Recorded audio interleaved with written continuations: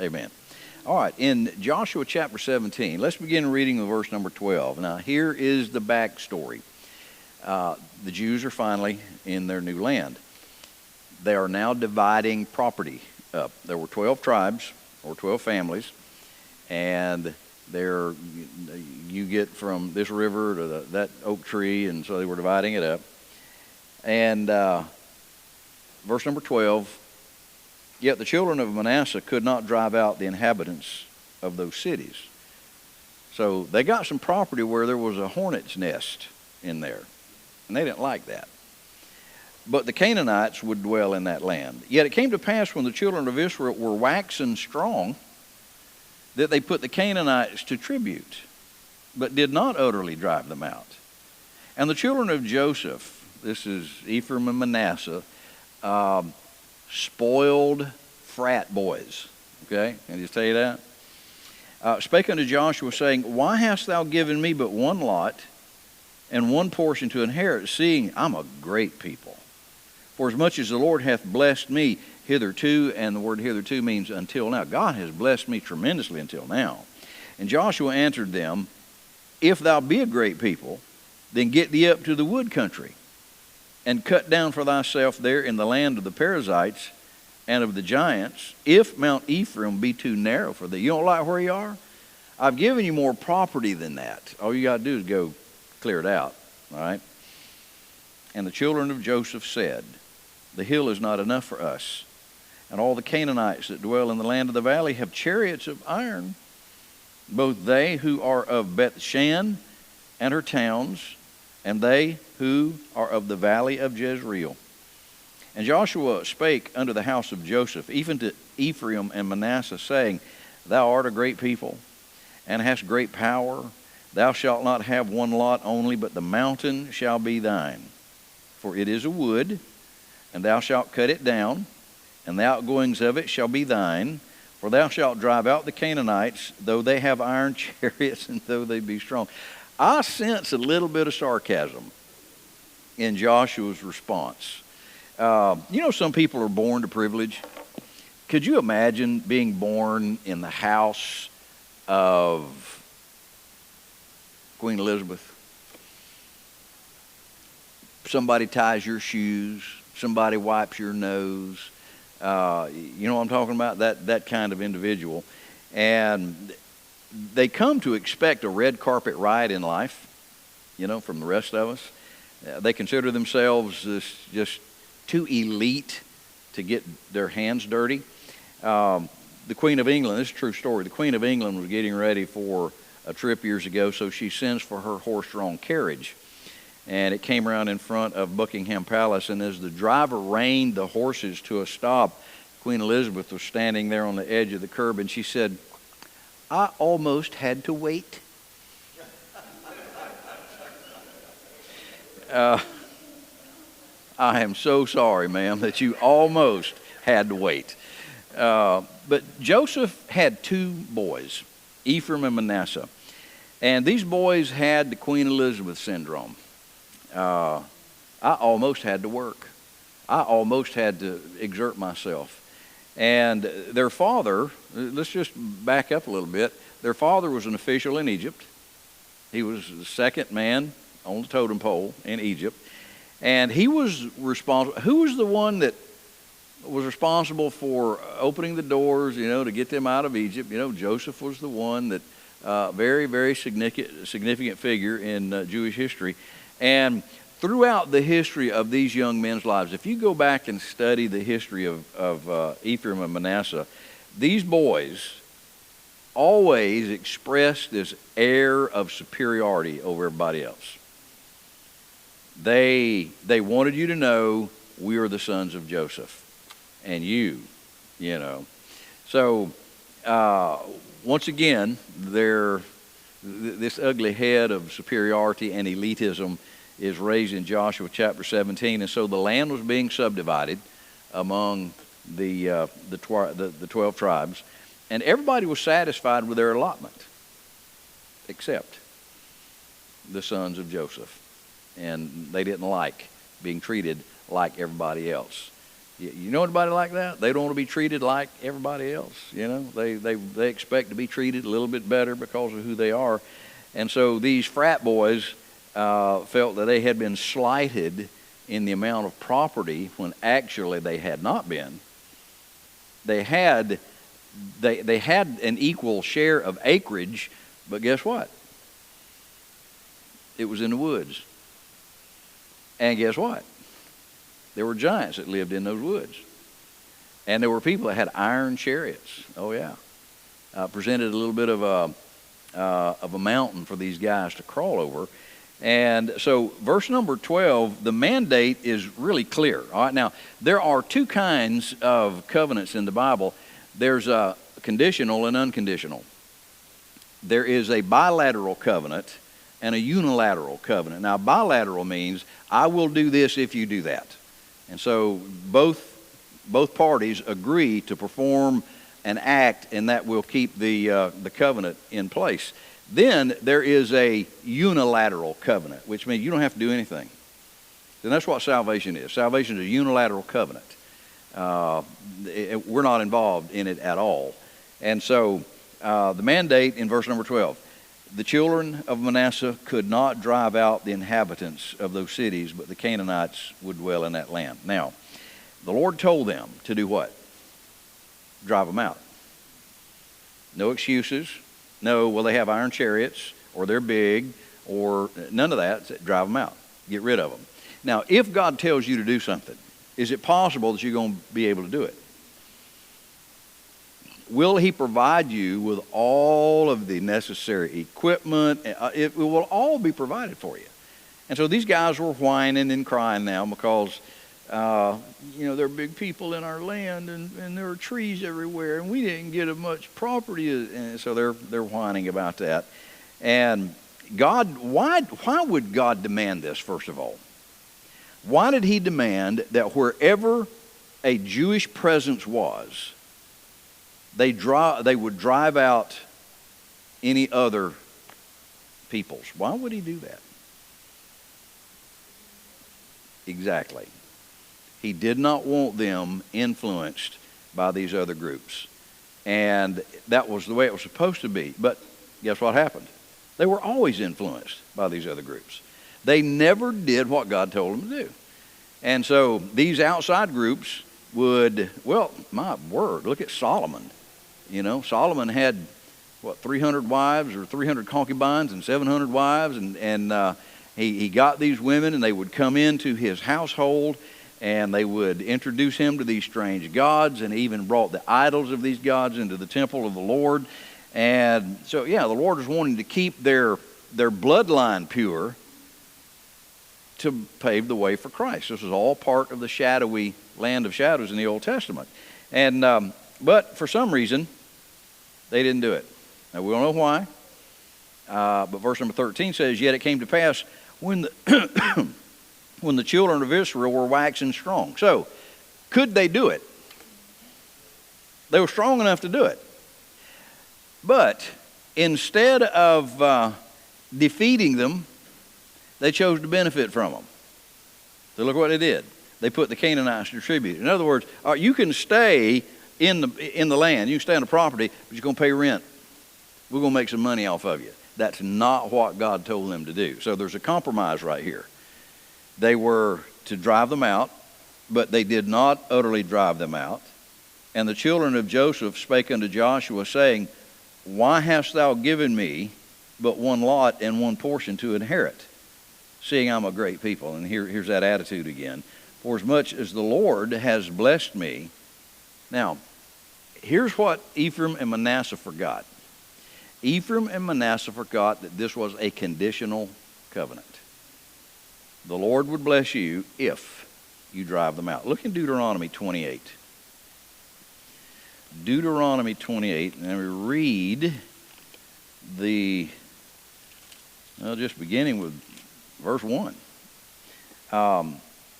"It shall come to pass, if thou shalt hearken diligently unto the voice of the Lord thy God, to observe and to do all his commandments, which I command thee this day, that the Lord thy God will set thee on high above all nations of the earth, and all these blessings shall come on thee and overtake thee, if thou shalt hearken unto the voice of the Lord thy God. Blessed shalt thou be in the city, blessed shalt thou be in the field, blessed shall be the fruit of your body, the fruit of your ground. I mean, he just I will bless, I will touch for prosperity, I will honor you. But, verse 15 says, it shall come to pass, if thou wilt not hearken unto the voice of the Lord thy God, to observe to do all his commandments and his statutes, which I command thee this day, that all these curses shall come upon thee. What curses? Well, he codifies those. Look at verse 16. Cursed shalt thou be in the city, and cursed shalt thou be in the field. Cursed shall be thy basket and thy store. Cursed shall be the fruit of thy body, and the fruit of thy land, and the increase of thy kine, that's your cattle, and the flocks of thy sheep. Cursed shall be that when you come in, when you go out. I mean, it ain't going to turn out good for you. Do what I'm telling you to do. And there are some people who just think, I guess they're too important to obey. They're just too significant. And so here these guys were not understanding or else forgetting this was a conditional covenant. God would bless you if you do exactly what he tells you to do. Well, they're whining and complaining. And verse number 15 says, Joshua answered them, if thou be a great people, if this is true, if your claim to fame is valid, get thee up to the wood, up to the wood country. Now, why are we going up to the wood country? Well, there's a lot of property under that wood. A lot of trees. They have to cut them down. You know what you have to do to cut a tree down? You got to work. Exactly. Somebody's got to get an axe, because they didn't have draw saws. They didn't have all that stuff. They had an axe. And they're going to get up there and cut these trees down. And as you clear cut trees, you have more property. All right? So, he says, get thee up to the wood country and cut down for thyself. Oh. But see, Joseph is our dad. But you see, I'm Manasseh. I'm Ephraim. I don't do this kind of stuff, really. Get your axe. Move your axe. Get up there and cut down the trees and make yourself room, and cut down there in the land of the Perizzites and of the giants, if Mount Ephraim. Now this was the clear ground that they were living in. If Mount Ephraim is too narrow for you, you don't like where you are, increase your holdings. And you're going to have to do that. What a lesson this is, I think, for today's generation of people, honestly, that expect you to breathe for them, pay their bills for them, do their work for them. And it's not just kids, you know. I'm telling you, we have an overrun of people who think it is the government's responsibility to pay their salary. And I honestly, that mystifies me. It really does. Why, if God, and next Sunday morning we're going to talk about work and how work is more than just labor that produces profit. That's the lowest identification of work and labor. And, we'll talk about that next week. But these guys they wanted it to happen without making it happen. And I'm talking to a generation in here for the most part, if you wanted something when you were a kid, for instance, it wasn't just handed to us. I didn't get an allowance for doing nothing. My dad just didn't give me $5. If I had $5, I was a rich boy. I mowed yards. I had a little push mower. I pushed around Mulberry. And I brought home $2.50 for a yard. That's right, $2.50. Yes, sir. Yeah. Well, what, gas was 19 cents a gallon back then. You could fill your car up for $5. Anyway, and y'all came up in that generation. You were taught to work. If you grew up in the 40s and the 50s and the 60s, you were taught to work. It wasn't just handed to you.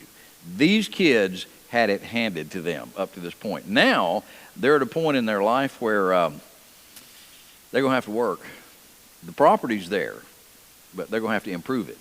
They're going to have to clear cut it. They're going to have to haul the trees off. They're going to have to get their hands dirty. They're going to have to get blisters on their hands with these axe handles. And so verse number 16 says, and the children of Joseph said, the hill is not enough for us, and all the Canaanites that dwell in the land of the valley have chariots of iron. Well, what could have solved that little problem? That the Canaanites were in the valley. What could have solved that problem? They'd driven them out. Exactly. And so they've got these chariots of iron, both they who are of Bethshan and her towns, and they who are of the valley of Jezreel. Now, the tribe of Joseph, these two young men, did not eliminate the Canaanites for two reasons. Number one, they were lazy. They just didn't want to do it. What do you think? Do you think we're living in a lazy generation? Just pure laziness. I heard about a fellow that won the laziest man in the county contest, and he kind of lived out in the country, and he was sitting under a tree, and one of the officials of the contest came and said, you won $50 for being the laziest man in this county. And the old boy says, oh, that's great. Can you roll me over and put the money in my pocket? It's pretty lazy right there. And so, but just laziness. Somebody else needs to do this for us. We're busy playing video games. You know, we're busy having fun. Can y'all go out and clear this? And so just sheer laziness. Number two, luxury. We can, look, we don't have to work. You know what we can do? We can make the Canaanites do it. We're going to use them. Verse number 13 says that they put them to tribute. Guess what was part of their tribute to the Jews? That they did their work for them. Folks, in other words, they had some household labor. They just didn't want to do it themselves. And so we've got some young people in here tonight. Guys, if you'd listen to me, work. You understand? Find the thing that God has gifted you to do and follow that. Don't expect your parents or your grandparents to take care of you for the rest of your life. Now, right now, that's their responsibility, is to take care of you. But there's going to be a certain point in your life when that responsibility is going to shift to you. And so please, for the sake of everybody, work and take care of yourself and your family when you get old enough to do that. Now, verse number 17.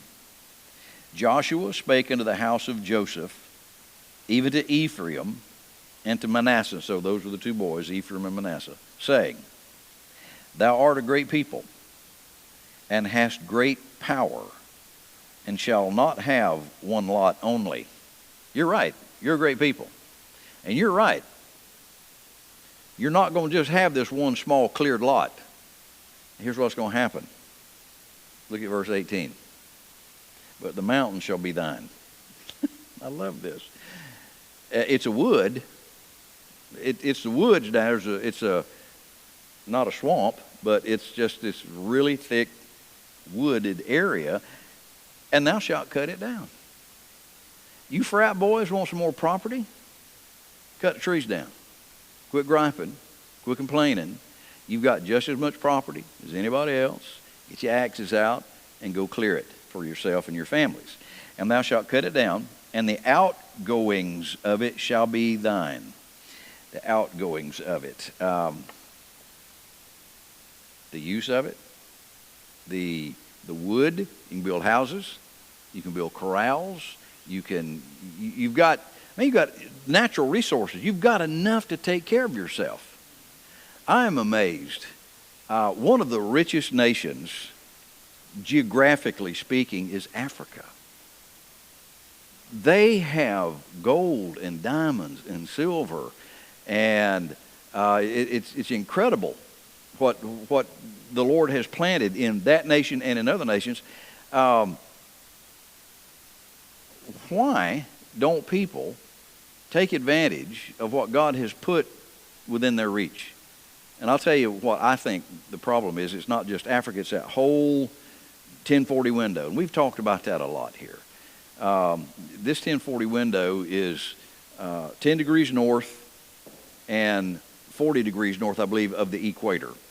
And it's this big swath of land that, if you look on your map, it's just this huge, huge swath of land. And it's where the average daily salary is about $1.10. They live off of that. This is from this area where the world's greatest false religions spring.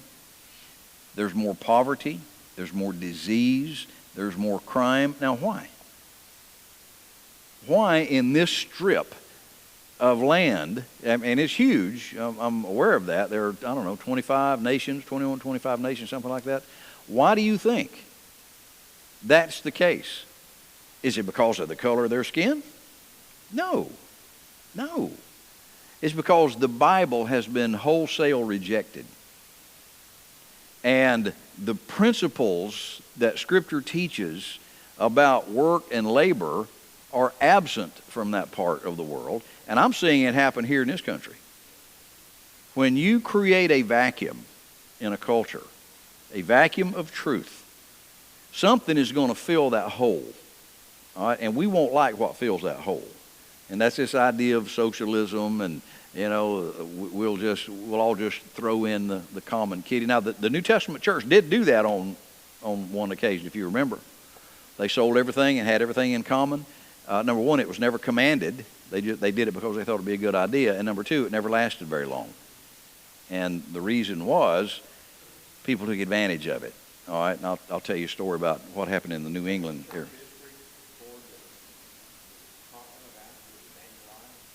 At one point, they had it at one point, yeah. And then when you reject it, back in the early days of the country up in New England, they tried this common cornhouse thing, and they built a cornhouse in the middle of town, and everybody brought their corn and just put their corn in this cornhouse, and you just went and get what you wanted or what you needed. It didn't take long for guess what to happen. See, now somebody had to grow the corn, right? Somebody had to buy the seed and grow the corn, tend the corn, harvest the corn, bring it to the cornhouse. Somebody had to do that. But there were those that would not participate in that. But they did participate in going to get all the corn they wanted. And after a while, the governor of that part of the country said, look, we're through with this. So they gave everybody their own piece of private land and said, grow whatever you want, however you want it, do what you want to with it. We're not doing the common cornhouse anymore. And what happened, the place blew up because people took personal property very seriously, and they realized that my family will be as prosperous as I make it. And they worked to do this, and it worked out very, very well. And so this matter of laziness and luxury, and would you agree? If you don't, that's fine. We're spoiled here in America. I am.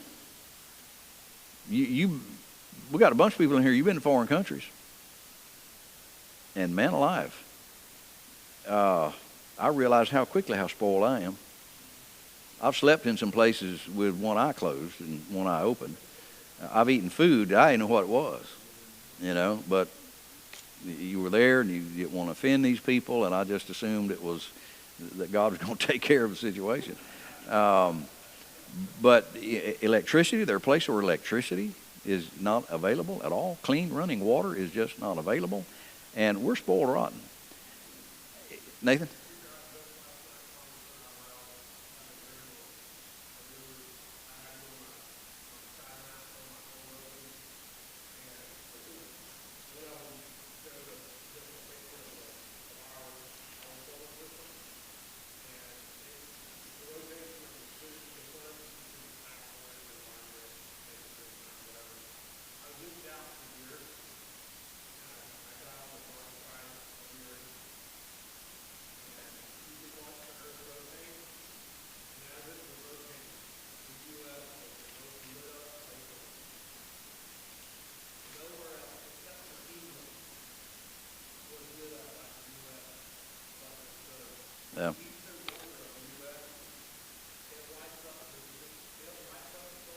Would you do me a favor? Find a picture of a satellite photograph of North and South Korea.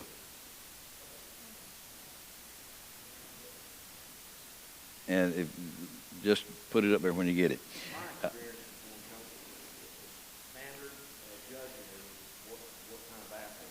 Yeah. Oh my.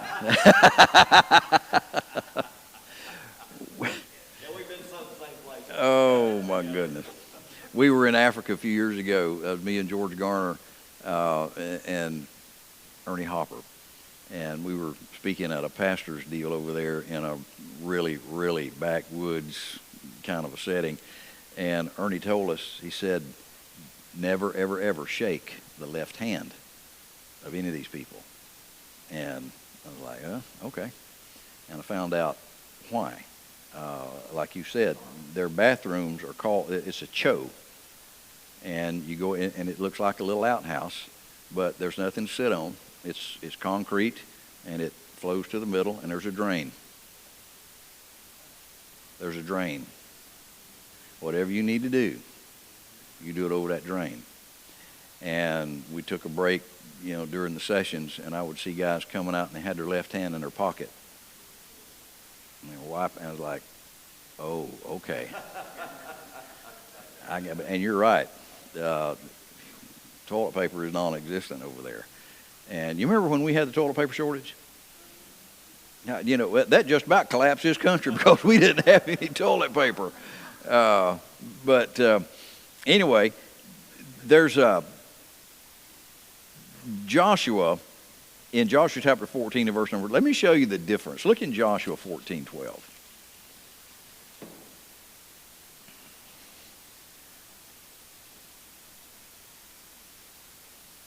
As yet I am as strong this day as I was in the day that Moses sent me. As my strength was then, even so is my strength now. For war both to go out and to come in. That's Joshua talking. He's 85 years old, by the way. 85. Now therefore give me this mountain whereof the Lord spake in that day. For thou heardest in that day how the Anakims were there, and that the cities were great and fenced. If so be the Lord will be with me, then I shall be able to drive them out, as the Lord said. And Joshua blessed him, and gave unto Caleb the son of Jephunneh Hebron for an inheritance. Here's an 85-year-old man, folks. 85 years old saying, I want that mountain. That's what the Lord has given me. And, all right, see the bottom of that? That's South Korea. See the top of that? That's North Korea. That's a pretty, where you have freedom, you have that kind of choice. Where the government runs your life, that's what you have, just north of that. And so, thank you, Nathan. Now, Joshua gave these boys a very effective plan. And that plan was, okay, I've got two things that I want you to do. Number one, to increase your land holdings and to make your families secure and safe. You ready for this? Yeah, who's going to do this? Go cut the trees down. But what? Go cut the trees down. Take the initiative to build your own future. I am not responsible for your future. You're not responsible for mine. Now, can we help one another? Absolutely. And every now and then, on occasion, people do need help. They're sick or they're injured or whatever. And there are times when people need help. But when it comes down to it, going back about 250 years, how did the most prosperous nation in the history of the world get built? How did we do that? Now, were there some hiccups in our history? Are there some? Yeah, there were. But I submit to you that the early inhabitants of this country understood that if you were going to build something, you had to work hard and make the commitment and the investment of your time and your energy. You got to do it yourself. And this country has been built on the principle of hard labor, just work, just pure work. And I believe that God was waiting for a Bible-believing people before he would pour out his blessings. You can't explain the United States any other way. You can't. Our mountains are no higher. Our rivers are no purer. You know what I'm saying? What makes this country different? What makes it different is that our founders recognized the principles of Scripture, and they wanted to build a nation, carve a nation out of the very truths that the Bible taught. And when they came over here, they didn't come over here for financial reasons. They didn't do that. And I've heard this argument that the United States was founded for financial, for the purposes of money. And, this taxation without representation sort of a thing. Well, there were 27 grievances that the Declaration of Independence sent over to King George of England, 27 of them. Representation, taxation without representation was number 17. So there were 16 things more important. And those more important things, when you get near the top, the most important things that these men wanted to instill in this new country was freedom of conscience to worship. They had come from England, basically, and the king told them how to worship. It could cost you your life if you did not worship according to the dictates of the Church of England. You could lose your business. You could be thrown in jail. Pilgrim's Progress was written while a preacher was preaching his conscience in Scripture, and he was thrown in jail. And it's the second most popular book ever to hit the market beside the Bible.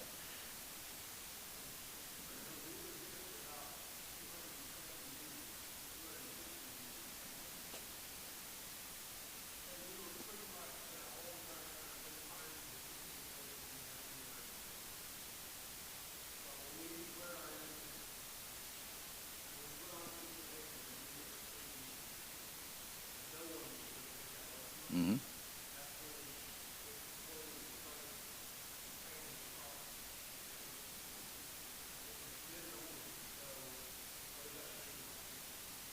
Well, it tells you everything you need to know. But even here, we did, like Nathan said, we expanded, and there were some atrocities. I'll be the first to tell you that we did Native Americans wrong. We did them wrong. But we swept across the country, and we're taking the gospel with us. This was, I think, a real important feature of the movement. And the gospel was going westward with these pilgrims, and they were reaching people with the gospel. And then they get to California, and in 1849 it stopped. Boom. Because at Sutter's Mine in 1849, somebody discovered gold in that little creek, and that stopped it. And so we lost our focus as well. And so we've got the same situation here.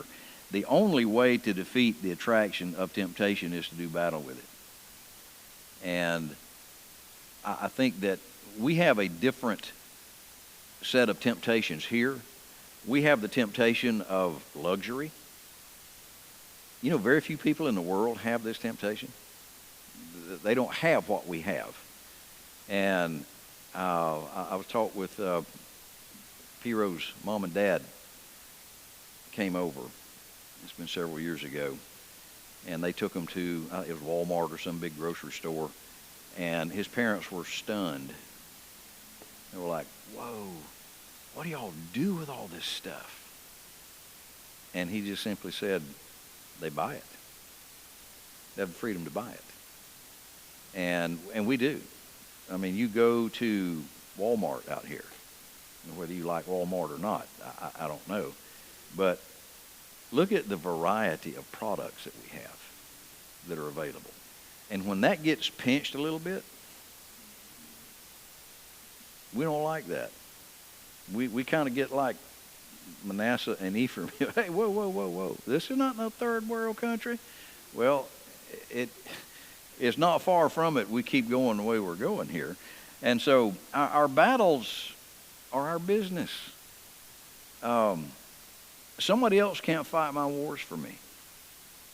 Somebody else can't fight my battles for me. That's my responsibility.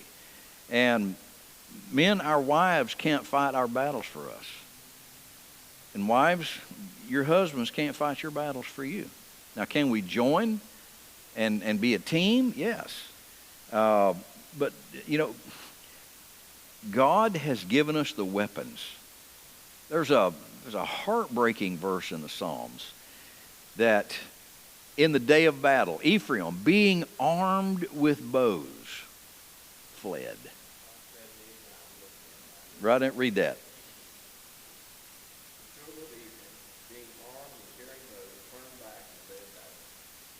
You hear that? They were armed with every modern piece of equipment that they would need, but what didn't they have? They didn't have the courage and the commitment. Okay, Lord, you've given us what we need here. They dropped those bows and took off in the heat of the battle.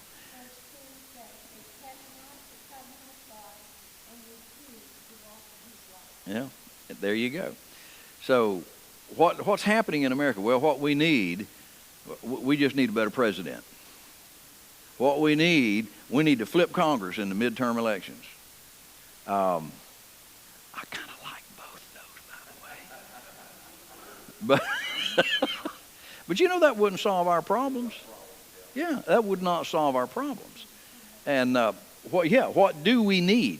Well, we need God's people to humble themselves and pray.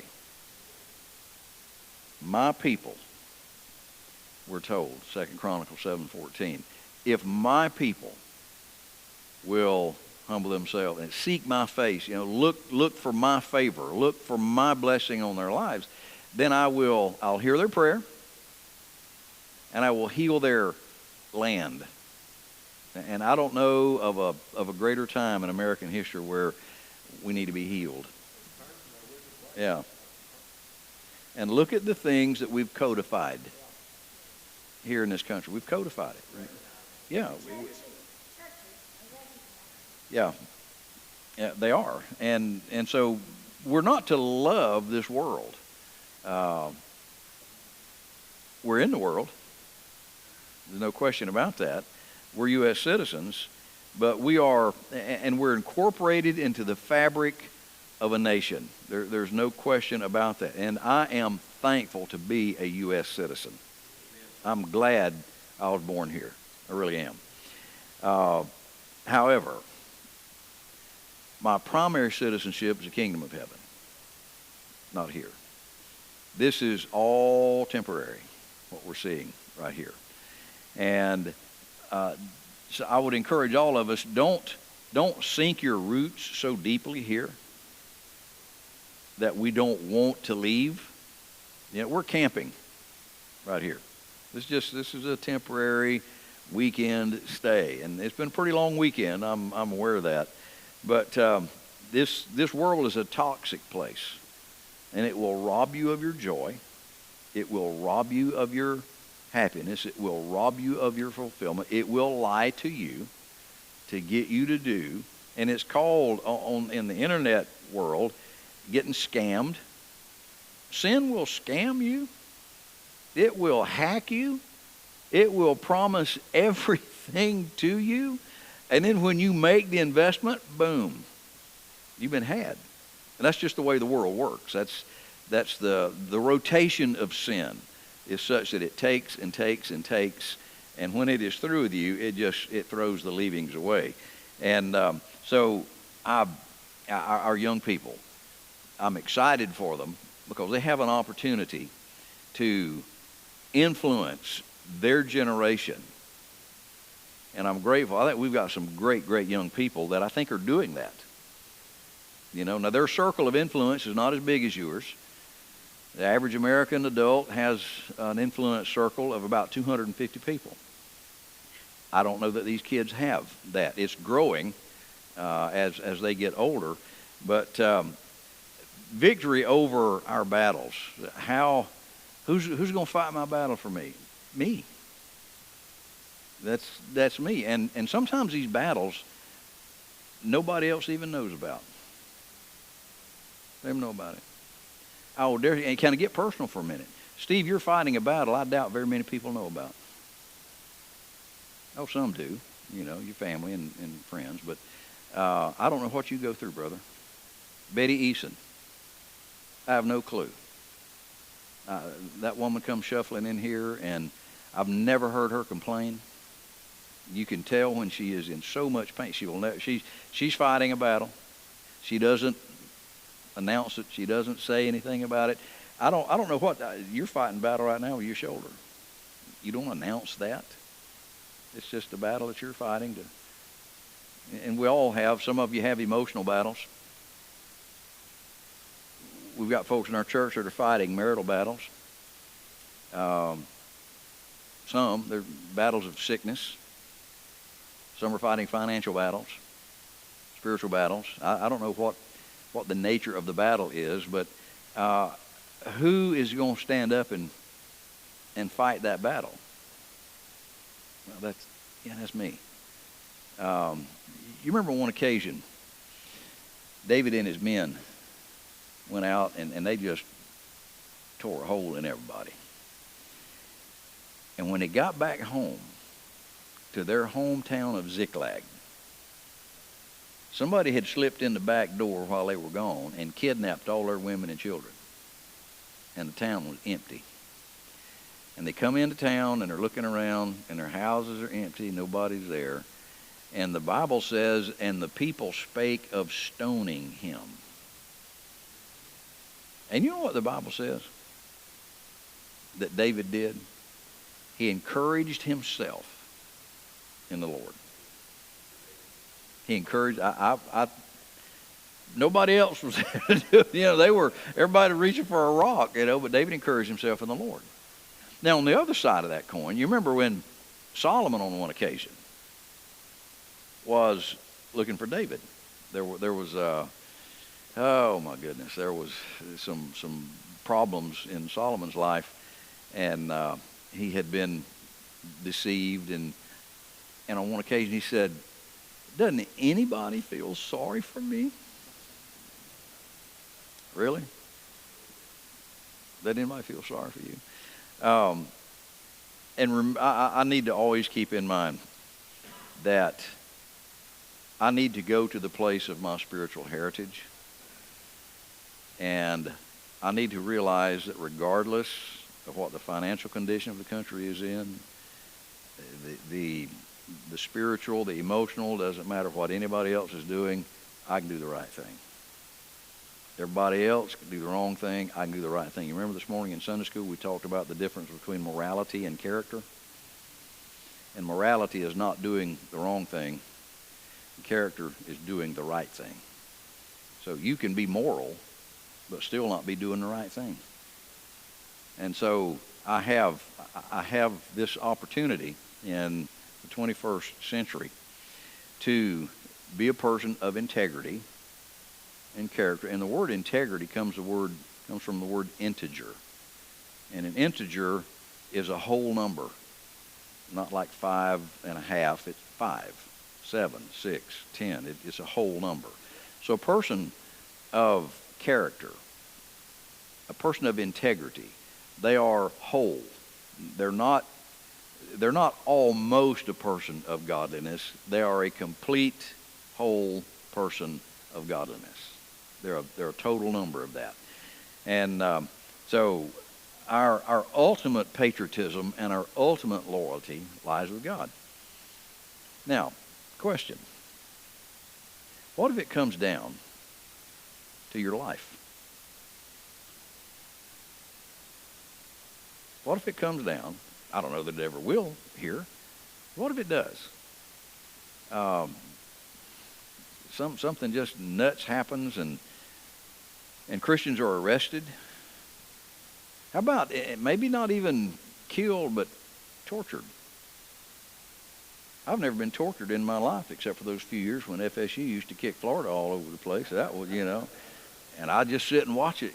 That was, and that's I've never been persecuted for my faith. You ever been persecuted for your faith? Or can you live your faith freely? We can. And so sometimes our battles are going to involve giants in the woods and people in iron chariots and trees on the mountain. What are we going to do? Can I encourage you? Get your axe out. Cut the trees down. Do battle with the giants. God has provided. And I don't know how God does this, folks. I don't know how he takes the weakest and defeats the strongest. He took David and killed this monster assassin. And I don't know, really, honestly, I don't know how good David was with a slingshot. I know it didn't matter. I know when he wound that thing up and let it go, there was the helmet that this guy had a little opening right here. So his eyes, and he had this nose piece, and it caught him in the perfect spot. Boom. And the Bible says that it sunk in his forehead. The rock just disappeared. That's the velocity. And was David really that strong? I don't know. I really don't know. I don't know if God sped that thing up. But I'm telling you that God gives equipment, energy, intensity, wisdom, discretion, and blessing to those people who will obey his word. And regardless of what battle you're fighting, I'm telling you, and you know this as well as I do, I'm preaching to the choir here, that the only way to attract for temptation to be defeated in our lives is to face it and watch what God does. Just watch what he does. And our obedience is the most powerful weapon that we can ever experience. When you pull obedience out of the sheath, it's just, well, the devils tremble. Demons tremble. And it's just a wonderful thing. But I read this little story here, and I'm thinking oh my goodness, I can see these kids. These are the guys with the earrings, and they got the orange hair, and not that stuff is. I'm just trying to give you a contemporary example. These are the kids that wanted somebody to chew their food for them, and it just didn't happen. And so I'm grateful that we've got folks in here. You've been around the block. You've lived life. You've experienced some crushing defeats. And you've surrendered your life to the hand of the Lord, and look what God's done for you. It's tremendous. It's just almost unspeakable what God can do. And I'm just very, very grateful for that. Thank you all for being here. I appreciate your presence tonight and hope to see you Wednesday night at 7 o'clock. And yes, sir. Oh, I thought it's like an auction, man. I see that. Sold to this man right here. Let me ask you a question. I do this from time to time. Say Wednesday night. What subject would y'all like to study Wednesday night?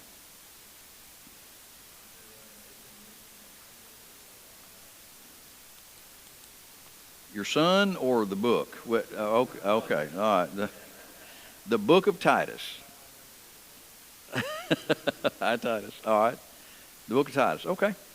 All right. Then Wednesday night we'll look at the book of Titus. All right. Thank you, John. We will do that. Let's see. If you can stay and help us decorate. If not, it's completely understandable, and we'll do the rest of it on Wednesday night. Sunday morning already. Wow. Okay. Very good. Well, that was excellent what they did this morning. That last word is fruit, good, all generations. Psalm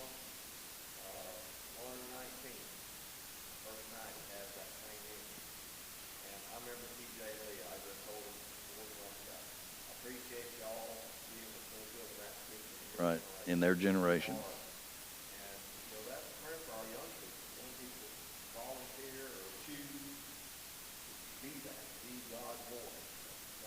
Right. Exactly right. So thank y'all this morning. Y'all did a good job. We appreciate that. All right. Well, let's go to the house. Hope y'all have a great week this week. And let's pray for one another. Look around, see who's here. Pray for them. And pray for a gentleman named Leo. This is Keith's good friend. And just really struggling right now with this aneurysm. And Stanley, pray for Stanley. Wherever Stanley is tonight, I'd love to see him again. And we had like 3 or 4 new faces over there this morning, and I'll get to meet them Tuesday night, find out a little bit more about them. And